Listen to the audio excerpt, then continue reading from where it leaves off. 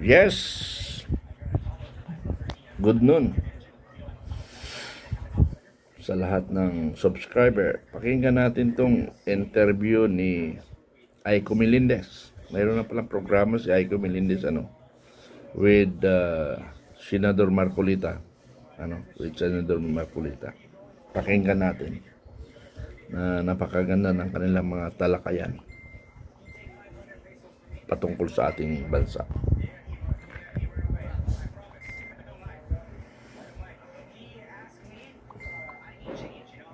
Gusto maniwala. Pero sa inahamon ko lahat, pati lahat ng mga kaibigan ko, mag-research kayo. So meron po akong mga tatanong po sa inyo. Magna Carta for the poor people po. Mabagal na pagpapatupad. Next, sir, is President Bongbong Marcos.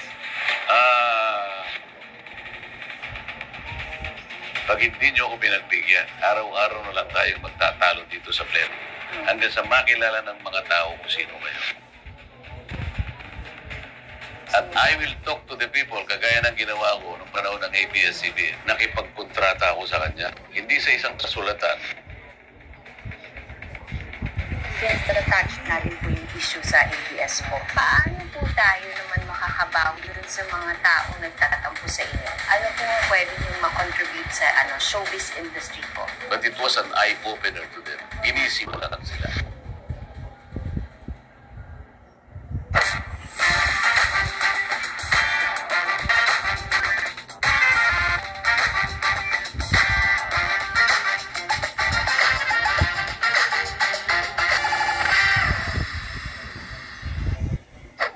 Sa pagiging isang magaling na abogado, naging former deputy speaker ng 18th Congress at ngayon ay talagang proud member ng Iglesia ni Cristo. At syempre po, isa po sa bet natin na senators for 2025 national elections po. At syempre po, ang lamig-lamig na kamay ko. Last year ko pa po siya inaabangan. Finally po, nag-guest ko na po siya sa YouTube channel ko, Sir Rodante Marcolita. So, pakinggan natin dito yung background ni Senador Marcolita. Napakaganda. Ako ang magpapasalamat sa iyo, Miss Aiko, sapagkat baka hindi mo alam. Matagal na rin kitang kilala sapagkat meron akong napanood sa yung isang pelikula na hanggang ngayon natatandaan ko pa kung paano mo ginanap ang papel. Ay, talaga po, sir. I'm really flattered po. Ako naman, sir, every time na lumalabas ka sa TV, talagang pinapanood kita. And kung naalala nyo, nag-FaceTime pa, nag-request ko talaga kay Jay. Sabi ko, gusto ko siya talagang makita. Last year pa po kita inaabangan talaga. Kasi akala ko binobola ko ni Jeffrey. Nung lumapit siya sa akin, sabi niya, Kong, minsan gusto ko na magselo sa'yo kung hindi lang mas matanda ka sa akin ng tihamak. Sabi ba naman sa akin? Bakit naman? Eh, kasi si Aiko talagang parang nakikita ko hanga siya sa'yo. At tapos sabi niya, gusto mo makausap siya. Hindi ko naman, akala ko binibiro niya ako. Hanggang sa dumating yung point na ginano niya, nakita nga kita. Ibang gunang ka, hi Aiko. Opo. Kaya lang may napansin ako sa'yo. Nung nag-hi ako kayo, maputi kasi yung pisngi mo. Opo, wala kasi After a few seconds, bigla kang namula. Opo, sir. Yan. So alam niyo po na hindi ko kayo binobola to. I'm such a fan. Wala namang pong rason para hindi kayo hangaan. Dahil bukod sa maprinsipyo kayong tao, yung background nyo and credibility would speak for itself. Pero sir, matanong ko lang yung humble beginnings niyo po. Punta muna po tayo kung paano ba nagsimula ang lahat. Sir, kasi alam naman na marami na ang buhay niyo po dati, ang pamilya niyo at kamag-anakan ay magsasaka daw po from Tarlac. Tama ka, Miss Aiko. Ang aking ama isang magsasaka. Alam mo naman ang hirap ng magsasaka, lalong-lalo na kung yung lupang sinasaka mo ay hindi naman sa inyo. Kaya mapipilitan ka talaga na pati yung mga anak niya, ako sa murang gulang ko, baka hindi ka maniwala na hindi man lang ako makatulong doon sa actual na pagsasaka dahil sa bata pa ako. Ngunit yung na-assign ng mga kalabaw sa akin ay 3. Kaya kailangan pakainin ko yung mga yun kahit na bata pa ako. So sir, naranasan niyo talaga yung kayo talaga yung nagsasaka? Hindi lang Yung actual hindi ko kasi bata pa ako. Pero yung kalabaw na ginagamit sa pagsasaka, kasi kinakailangan pakainin yun. Painumin yun araw-araw. E paano kung umaga na gumising ka, makikita mo yung kalabaw mo nakalublob sa putik. So bago nila magamit yun, kailangan paliguan mo yun. Sabay wala naman kaming artisan well na nakaano sa amin. Talagang gagawa ka ng paraan kung paano mo siya mapapaliguan. Kaya sa isang maghapon na yun, kung ano yung amoy ng kalabaw, ganun na rin ang amoy ko. Oo. Ganyan. So yung mga magulang niyo po, sir, since alam naman ng lahat na abogado po kayo, galing kayo sa mahirap na pamilya, paano po kayo naitawid ng magulang niyo sa pagsasaka hanggang paano niyo naitawid ang pag-aaral niyo po? Nung primero kasi, Miss Aiko, dahil sa public education naman, libre, di ba? Mula grade 1 hanggang grade 6. Pero nung high school na kasi, medyo may bayad na yun. So nakipaghabulan ako sa mga scholarships. Ang totoo niyan, nung bandang magka-graduate na ako ng high school, alam kong hirap na rin ang tatay ko. Nakipagkontrata ako sa kanya. Hindi sa isang kasulatan. Alam mo naman ang kontrata, Miss Aiko, pwedeng nakasulat, pwedeng salitalan. Isang hapon yun, isang pagkatapos naming mag-dinner, sabi ko, Tay, pwede ba kitang, kasi meron siyang upuan na parang kung tawagin namin ay tumba-tumba doon sa balkonahin namin mali. Oo naman, pwede ba tayong magkontratahan na sabi ko, tatapusin ko yung high school kahit na mahirap tayo. Itaguyod mo ako, tulungan mo ako. Oo naman, sabi niya, hindi ako manliligaw. Baka hindi mo alam na natapos ako ng high school, wala akong girlfriend. Walang gustong maniwala. Pero sa inahamon ko lahat, pati lahat ng mga kaibigan ko hanggang ngayon, mag-research kayo kung meron akong naging girlfriend na matapos ko ang high school. Wala. Meaning kasi late bloomer po kayo? Hindi ako late bloomer. Nakikita ko rin naman may magagandang katulad mo. Kaya lang, pinipigilan ko talaga na ma-involve ako sa kanila. Practical ako, Miss Aiko. Wala talaga akong magagamit na separate o na halaga na doon sa panliligaw ay magagamit. Gagamitin ko na sa pag-aaral. Correct, kasi may dream kayo at pangarap na nais na tuparin po. Totoo yan. Which is yung pag-aaral niyo matapos. Yung pag-aaral, may pagpauna ko yan sapagkat nakikita ko ang kahirapan namin. Sir, di ba 9 kayo magkakapatid po? Yes. Kayo ang pangalawa po? Pangatlo actually ako, namatay yung isa. Kaya naging pangalawa ako. So, when you took the responsibility ng pamilya niyo po, yung the rest po, kayo po ang naggapang din na rin po para mapag-aral na rin sila? Hindi, napag-aaral din naman ng tatay ko ng paunti-unti. Pero ako, exclusive ako eh. Kasi yung kuya ko, nagsakripisyo talaga. Kinausap siya ng tatay ko, Nanding ang pangalan ng kuya ko. O Nanding, sabi niya, magsakripisyo ka. Sabi niya gano'n, itong kapatid mo talaga matibay ang kanyang paniniwala na gusto niya makatapos. Yung kuya ko naman, mabait naman yun. At saka, sabi niya sa akin, ewan ko lang kung nagsisinungaling siya nung panahon na yun. Sige nga niya, si Dante na lang. Mahilig mag-aral ako, medyo hirap ako eh. Pero palagay ko sa puso niya, gusto lang niyang ipagpaunan talaga. Ako, nagsakripisyo siya. Sir, can you take me back to that day na nung gumraduate daw kayo, sobrang memorable yung day na yan dahil daw doon lang kayo nakaranas ng bago daw yung pantalon at from that? Totoo yun. Maraming mga bago na maring kung iisipin mo baka hindi pang karero. Unang-una, nakapagpatahi ako ng pantalon. At yung pantalon na yun ay tinahi nung mga kaibigan din ng pamilya na sastre. Ang usapan, kailan ay babayaran nito? Kuya Nito ang pangalan niya. Patay na siya ngayon. Kasi pagka kanya nagkapera ka, bayaran mo. Pagkatapos, yung tatay ko, meron siyang lumang relo. I-shoot mo ito.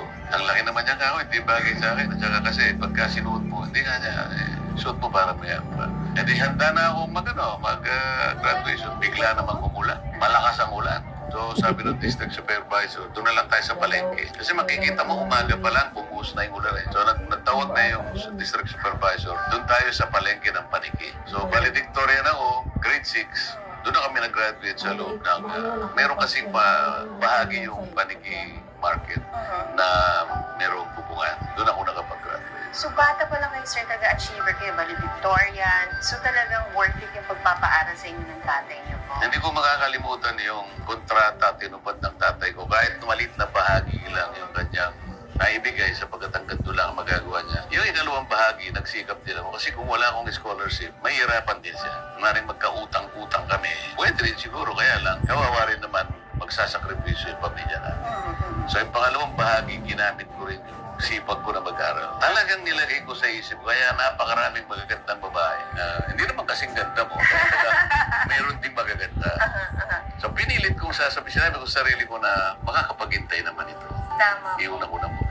Nung naging abogado na po kayo, sir, kilala kayo sa pagiging matapang, maprinsipyo po, di ba? Ano po yung maaalala niyo talagang pinayo sa inyo ng ama niyo po nung kayo'y bata pa at bago talaga kayo naging legit na lawyer po? Yung mga pangaral ng tatay ko kasi, siguro yun ang naging daan para kahit medyo mahirap, ituloy ko rin yung pagiging abogado. Nakita ko kasi yung bata pa kami. yung hatian sa aming harvest. Kasi nga sinabi ko sa'yo, hindi naman amin yung lupa. So pinaka-major na crops na tinatanim namin, palay at saka tubo. Patay ko makisipin, bakit ka maganda naman. Alam ko naman kahit bata ako, maganda yung ani namin eh. Bakit pagka kwentahan na nakikita ko pagka umuwi tatay ko, parang break-even lang. So nakita ko to, hindi parehas yung paghahati. So sabi ko sa tatay, pwede ba tayong mag-question? Pwede ba natin? Ang tatay ko, sabi niya, wag na kasi maliliit na tao lamang tayo. Hindi natin kaya yung mga yan. Baka magalit sila sa atin. Ganun palagi yung tatay ko. So nalungkot ako sapagkat pagka ang mahirap pala, kahit meron siyang karapatan, kahit gusto niyang ilaban, nagiging sagwil pala yung pagiging mahirap, maliit. So may karapatan ka, ngunit hindi mo kayang ipaglaban. Kaya nung ako'y maging abogado, alam ko na kung ano yung kalagayan ng isang mahirap. Kaya pinilit ko yung mas marami sa kanila ay nakatulong din ako. Yes, sir. Kasi ang dinig ko nga, sir, ang inuna niyo daw talaga tulungan is yung mga naapi sa mga komunidad niyo po. Ang mga komunidad, lalong-lalo na yung ejectment. Yes. Okay. Kasi, alam mo, dyan mo makikita yung mayaman at saka yung mahirap. Ako na magtuloy. Pagka-ejectment, ang nagpapa-eject, yung may-ari na lupa. Ako na magtuloy sa regarding sa injectment kasi isa rin akong advisor dyan sa injectment. Kasi nga yung nabili ko isang lupa, since 78 yata sila lumalaban hanggang umabot ng 2014 na kung saan ay nanalo sila. Pero doon sa nanalo sila ay dito lang muna focus doon sa lupa sa injectment para interesting marami ding mga professional doon sa grupo na yon. Kaya nga lang dahil sa hirap at saka maring takot siguro o ano pa man, panalo na nga sila kaso nga lang nagkaroon ng motion for reconsideration yung natalo. Later to find na 2014 nung dumating ng 2016 panahon ni Digong, kumikilos na ako noon pa, pero nung 2016 pinalo up ko sa Pendro dito sa Rizal yung pinag-usapan natin. Napansin ko talaga nung nagpalapok sa Pendro, lahat kabado dahil ang Pangulo na si Duterte. So yun, kaya lang siyempre normal legality ito ang laban, so hindi rin basta-basta lalakad kasi legal nga usapin pag sinabing legal process, ang tagal na proseso. Okay, umabot ng isang taon, 2017, napansin ko na para bang niloloko lang kami ng DNR National. So sabi ko, asaan yung motion for reconsideration ng kalaban, which is isang mayamang residente o talagang taal na taga Antipolo, at mayroong lumalaban na isang pulis. So yung pulis kasi retired na, kaya hindi siya makasaw natin ng administrative. Yun pala, nung pinay-note code, pinersa ko yung legal division ng DNR, yun pala naka under the table yung motion for reconsideration. Ang point, logic nila doon, strategy, kunwari na may motion for reconsideration pero hindi ina-actionan nila. Ang objective nila, imamaneuver nila ang tao, nakakampihan sila para ma-reverse yung decision. Naramdaman ko yun, so pinersa ko. So naglabas ulit ng decision ng DNR na panalo pa rin. Now, may mga abogado kasi. Ito yung problema, may abogado. Hindi naman, sinasabi ko na sa kasamahan ko na yung abogado, hindi niya concern kung manalo tayo o matalo. Ang concern niya doon, pinaglalaban lang tayo sa tama. Matagal man o madali, hindi niya yung concern niya. Ang importante, dinidepensa tayo. Pero yung depensa na yon, kung walang ibang maniobra, hindi talaga mananalo kasi legal process. Hanggang namatay yung abogado namin, hanggang ng panibago, mas gahaman pa yun pumalit na abogado. Sinasabi ko kasi sa kanila na abogado ay abogado lang yan, hanap buhay nila. Di ba ang kwento dyan, dagdagan natin para malaman nyo.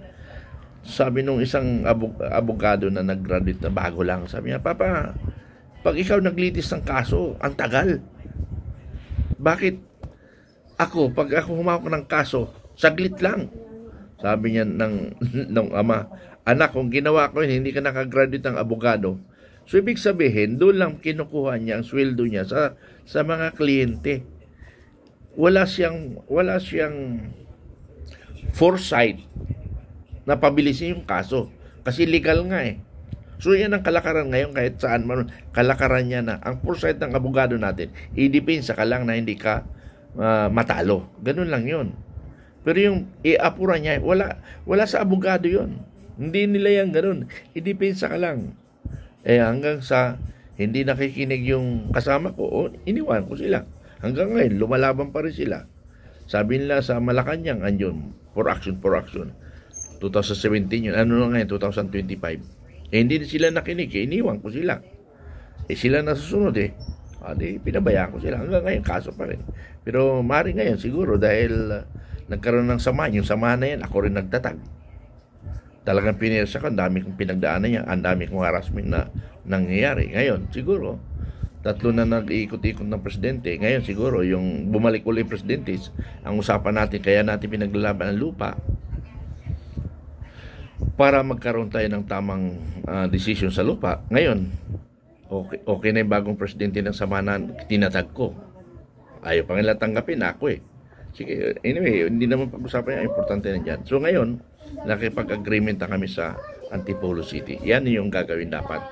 Kasi tinatag ko yung samahan na yan ay para sa lupa, hindi kung anong kapirahan dyan. Kapirahan kasi pinagtatalunan nila. Okay, balik tayo doon sa interview ni Aiko Melendez. So narinig nyo ang pinagdaanan ni Senador Marcolita. Idol ko yan si Senador Marcolita. Nakikita ko ang prinsipyo niya. Hindi siya pwedeng mabili. Kung anong sinabi na tama-tama, hindi niya pwedeng mabago.